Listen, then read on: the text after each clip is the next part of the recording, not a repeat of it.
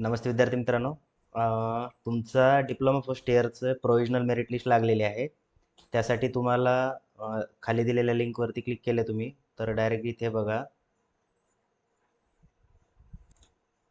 इथे merit status दिसते, याच्यावरती क्लिक केलं त्यानंतर प्रोव्हिजनलवर क्लिक करायचं. आता मी जी लिंक टाकली आहे ते त्याच्यावरती क्लिक केले की डायरेक्टली तुम्हाला असं येईल. इथे तुम्हाला ॲप्लिकेशन ID टाकायचा आणि डेट ऑफ बर्थ टाकायची आहे. आता या ठिकाणी डेट ऑफ बर्थ आणि तो ID टाकला, त्यानंतर कंटिन्यूवरती क्लिक करतो मी.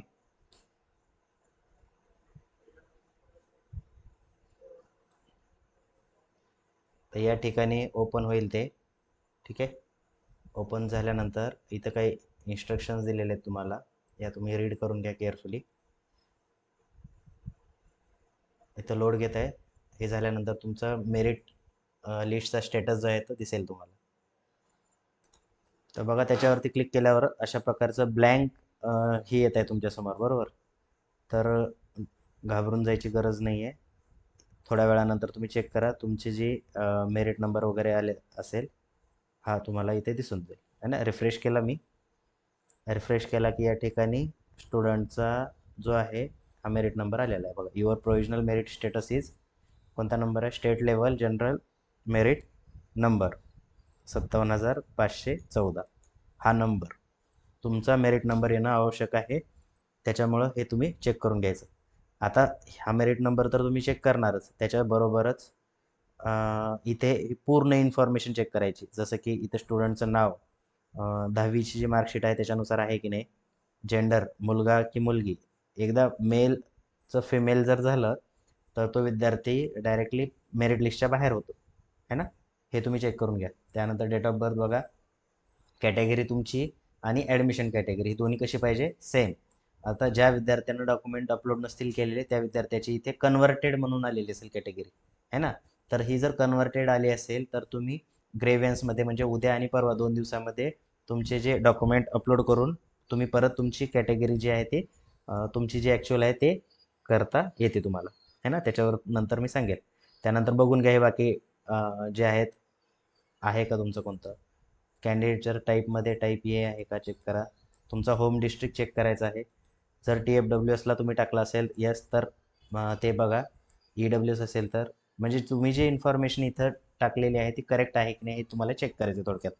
त्यानंतर क्वालिफिकेशन डिटेल हे व्यवस्थित तुम्हाला बघायचे आहे. जसं की ॲग्रिगेट जे आहे टोटल मार्क 500 पैकी बरोबर आहे का तुमच्या मार्कशीटवरनं, मॅथ्सचे मार्क बरोबर आहे का, सायन्सचे, इंग्लिश आणि टोटल है ना, हे बरोबर आहे का ते चेक करा.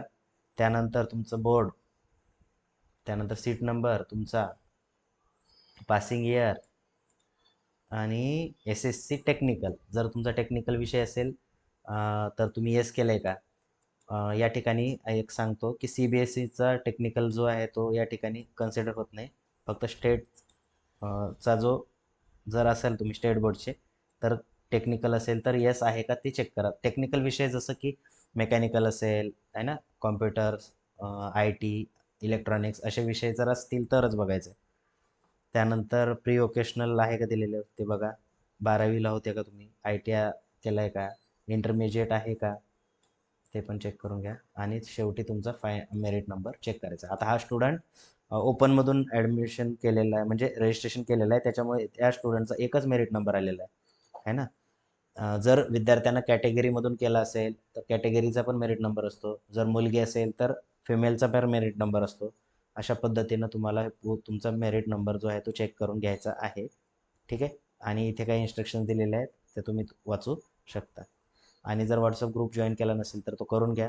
आणि जर तुमच्या फॉर्ममध्ये काही त्रुटी आली असेल, म्हणजे काही चुकीचं असेल आणि ते जर तुम्हाला करेक्ट करायचं असेल, तुम्हाला जमत नसेल तर तुम्ही कॉन्टॅक्ट करू शकता. व्हॉट्सअप ग्रुपच्या ॲडमिनमध्ये माझा नंबर आहे. तुम्ही व्हॉट्सअप मेसेज करा तुम्ही मला त्या ठिकाणी. ठीक आहे है ना. तर भेटू आपण नेक्स्ट व्हिडिओमध्ये. व्हॉट्सअप ग्रुप जॉईन केला नसेल तर करून घ्या, लिंक डिस्क्रिप्शन बॉक्समध्ये आहे. तसेच मेसेजमध्ये पिन मेसेज केला आहे त्यामध्ये पण व्हॉट्सअपची लिंक आहे. ठीक आहे. भेटू आपण नेक्स्ट व्हिडिओमध्ये. थँक्यू.